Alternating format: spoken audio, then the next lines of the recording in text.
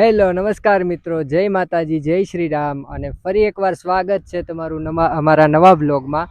અને આજે આપણે ભગવાન વિષ્ણુનો ત્રીજો અવતાર એટલે કે વરાહ અવતારના દર્શન કરવાના છે અને આપણે એની મહિમા જાણવાની છે। તો અહીંયા વરાહ અવતારનું મંદિર અહીંયા પીપાવાવમાં કંઈક આવેલું છે, તો આપણે ત્યાં જઈ અને આપણે એની વિશે માહિતી જોઈએ। ચાલો મળીએ આગળ। Thank you.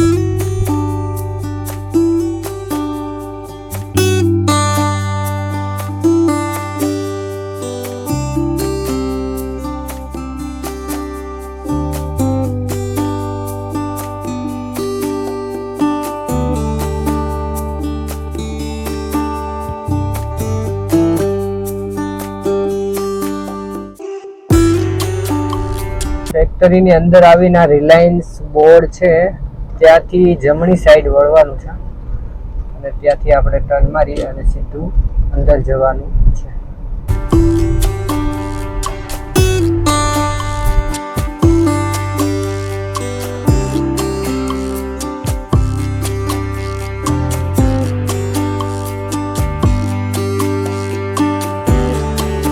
આ છે અલ્ટ્રાટેક ફેક્ટરી।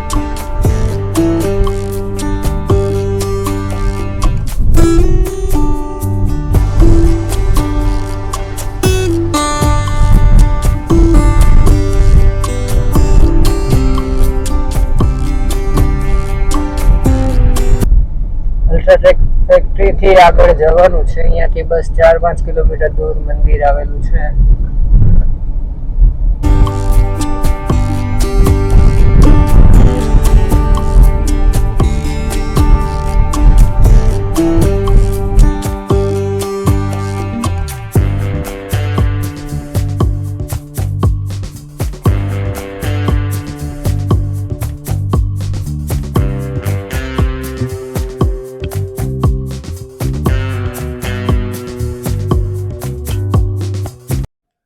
તો ફાઇનલી આપણે વારાહ અવતાર મંદિરે વારાહ ગામમાં પહોંચી ગયા છીએ અને હવે તમને મંદિરના દર્શન કરાવશું અને આપણે એના ઇતિહાસ વિશે પણ જાણશું। તો આવો અને આપને દર્શન કરાવું વારાહ અવતારના।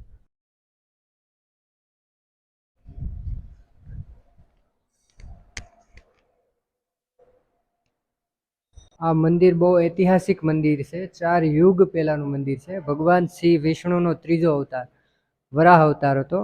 આ ભગવાનની જે મૂર્તિ છે ને એ ખાલી રેતની બનેલી છે, જે મૂર્તિ આખી મૂર્તિ રેતની જ છે।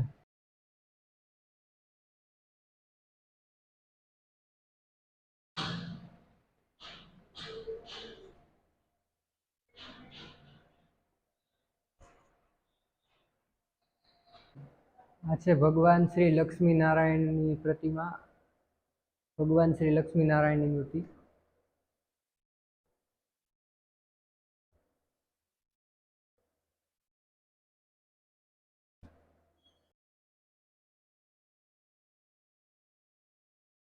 આ જે ગુફા છે દેખાડો તો ભાઈ, આગળ જે પેક કરેલું છે ને ઈ ગુફા છે જે ભગવાન વરાહ અવતાર પૃથ્વી માતાને લઈને જમીનમાંથી આવ્યા હતા, દરિયામાંથી। ઈ આ ગુફા છે, અત્યારે ત્યાં બંધ કરી દીધું છે, જવાય એવું નથી।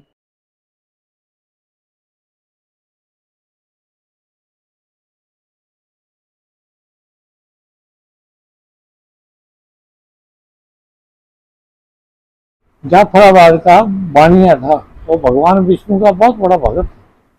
भगवान उसके सपने में आए पहले, मैं तू वहाँ होटला बना, मंदिर बाद में बने थे, हम तेरे को वहीं दर्शन देंगे। तब भगवान राक्षस का वध करके ठीक है यहाँ आप आ गए। बानिया को पूछते क्यों दर्शन किया, कहता नहीं तो लक्ष्मी नारायण रूप में दर्शन दो। फिर लक्ष्मी नारायण दर्शन दिए, वो भी मूर्ति स्वयं भी हो, ये मूर्ति स्वयं से स्वयं भगवान यहाँ विराजमान थे। उसका अनुभव करना तो बैठ जाओ, आपको खुद अनुभव हो जाएगा। ऐसे है, बाकी इसकी पुस्तक भी हमने कोई बनाई, ये तो भगवान से याद चली तब फोटा खींचने देते नहीं था, फोटा खींचने की मनाही कर दिया था उन्होंने। किया था जब अपने राजूला का था, जब पेंटर बापू गुरु जिंदा था, फिर वो ऐसे चोरी बना के फोटा खींच के ले गया। फोटा तो बना ली, जब लेके आने लगा तो बीमार हो गया। सब सही बात। सब फिर वो पाया गया बाद में उसकी गलती। अच्छा। कि प्रभु कहते गलती हुई। तो हमने कहा प्रभु क्षमा कर दो बच्चे वो भगवान विजय और जय विजय ऊपर बैकुंठ में थे। अच्छा। तो चारों वेद भगवान को मिलने गए, अच्छा। उन्हें जाने नहीं दिया, हाँ। नहीं जानने गए। वो कहते महात्मा को कब से रोकोगे, कोई नहीं रोक सकता, महात्मा कभी भी जा सकता, सही बात। नहीं जाने दिया। तब उन्होंने विजय जय विजय को श्राप दिया। तब भगवान प्रकट हुए हाँ। कि जाओ राक्षस कुल में, धरती पे राक्षस कुल में जन्म लो, अब आपको पता लगेगा महात्मा को कैसे रोका। सही बात। तब उन्होंने राक्षस कुल में जन्म लेना था, तो तब उन्होंने भगवान से कुछ नहीं मांगा कि हे प्रभु हम जाएंगे, हमारी जो मृत्यु है वो आपके हाथ होनी चाहिए, सही बात। तभी ऊपर जाएंगे, नहीं नीचे रह जाएंगे। कितने जन्म लिए उन्होंने, रामावतार में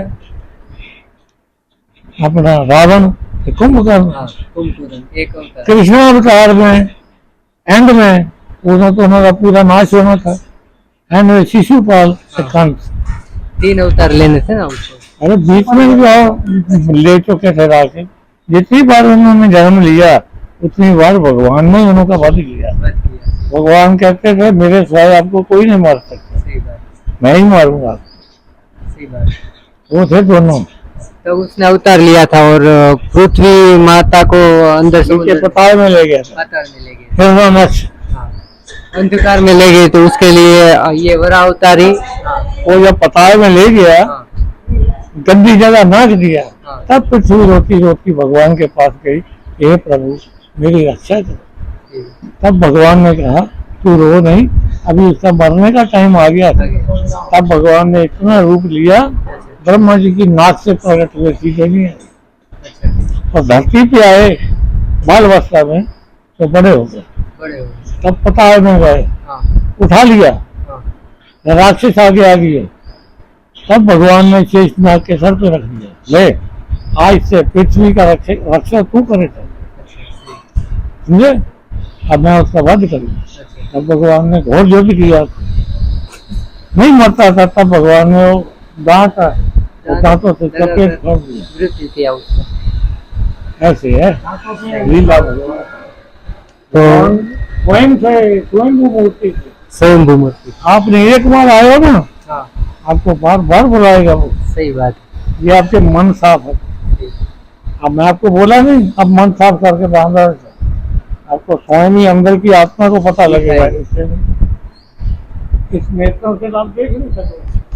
बहुत बहुत धन्यवाद बापू, आपने इतना सारा दर्शकों को बताया।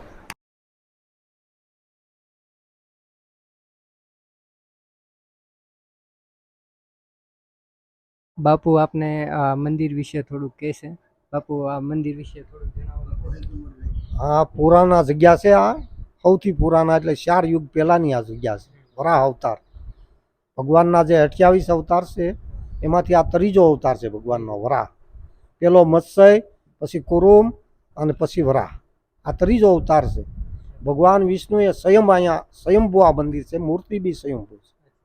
પણ આ એમ કે આપણા હિન્દુ ભાઈઓ માટે આ ગુપ્ત મંદિર એક મોટામાં મોટું તીર્થ ગણાય છે. આ તીર્થનું નામ છે ચક્રધામ. સોમનાથ પહેલાં અહીંયા રસેલું છે. અહીંથી જ ચંદ્રમાં સોમનાથ ગયો. અહીંયા સ્નાન કરી અને પછી સોમનાથ જઈને ત્યાં તપસ્યા કરી અને પછી સોમનાથની સ્થાપના કરી. અને આ મંદિર આવું ઉગમ આ જે બાજુ છે એવું મંદિરે લગભગ ક્યાંય નથી આપણી બાજુ. ન હોય ને, આ બારનું મંદિર હોય જ નહીં. જો વિજયભાઈ આ મંદિર છે તો ને, આ મંદિરનું દરવાજા જોવો એટલે તમને ખ્યાલ આવી જાય કે આ સ્વયંભૂ મંદિર છે. સ્વયંભૂ મંદિરના દરવાજા આ રીતે જ હોય. આ રીતે જ હોય, આવું લગભગ ક્યાંય નથી. ન જ હોય. નહીં છે, આપણા ગુજરાતમાં છે, પછી અમુક અમુક ઠેકાણે છે જે પુરાણા ને જે ભગવાન સ્વયં આવેલા છે ત્યાં છે. દ્વારકા છે, પછી આમ એક ઓલી બાજુ છે આપણે માધુરાય કે ખબર છે, હા. એટલે જ્યાં ઓલું કેવું કાંક ગેળ માધુપુર ત્યાં છે. પછી અહીંયા પાછા આપણે તુલસી શામ જાવ ત્યાં એક મંદિર છે. જે સ્વયંભૂ મંદિર હોય આ ને સ્વયંભૂ મંદિર હોય એના દરવાજા એ પશ્ચિમ દિશાના હોય છે. એમાં આપણે મૂર્તિ જે ભગવાનની છે એ રેતીની મૂર્તિ. હા હા, એ સમુદ્ર રસાતાલની માટી છે ને. એ માટેની હજી કોઈ પાર્ક એની કોઈ પાર્ક હોતી જ નહીં. અહીં મંદિરમાં જવાની મનાય છે ને. જે ઈ તો ભગવાનનું દીધેલું છે એને આપણે વીકવાની શું જરૂર છે? મંદિરમાં જવાની મનાઈ છે એવું મનાય છે? છે. ગુફા છે, મંદિરની પાછળ છે કે મંદિરમાં જ? મંદિરમાં છે, અટાણે બંધ કરી રાખી છે. અચ્છા, અહીંયા જવાય એવું નથી. મંદિરની અંદર જ એ ગુફા છે, એમાં અંદર જવાનું બંધ છે અને એવું છે. બંધ કરી દીધેલી છે. અને હવે કઈ વિશેષ કઈ જણાવો? વિશ્વની અંદર જઈ અને નારાયણનો જે મૂછ્યું વાળો ફોટો છે, હા નારાયણ, લક્ષ્મી નારાયણનો. નકર મૂછ્યું હોય જ નહીં. અહીંયા નારાયણે મૂછ્યું ધરાવેલી છે. આ જગ્યા મંદિર આની જેવી છે. આપણું મંદિર આવ્યું એને કેવું આ વારારૂપ ગામ છે. આ મંદિર ઉપરથી જ ગામનું નામ ગામનું પડે. નામ જ વારા ગામ. હા, અને આ આની બાજુમાં આવે. જગ્યાએ ત્યાં આ બધી જગ્યા જમીન બધું આ મંદિરનું જ હતું ને. એ તો પછી વ્યવસ્થા પ્રમાણે કોઈ દેતા ગયા ને કોઈને વેચતા ગયા ને એવું બધું આમાં તો બધું હાલ્યા જ કરે ભાઈ. તો ખૂબ ખૂબ આભાર બાપુ અમને આટલું બધું જણાવવા માટે. હે ભગવાન વખતનો છે. આ ધૂણો જે છે એ ભગવાન વખતનો ધૂણો હજી છે હાલમાં.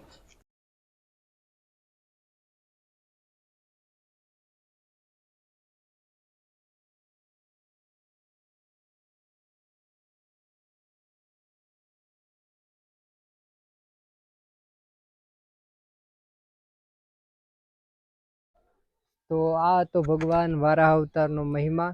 અને આવા નવા વિડીયો જોવા માટે અમારી ચેનલને સબસ્ક્રાઈબ કરજો અને મળીએ આગળ નવા વિડીયોમાં. Thank you so much.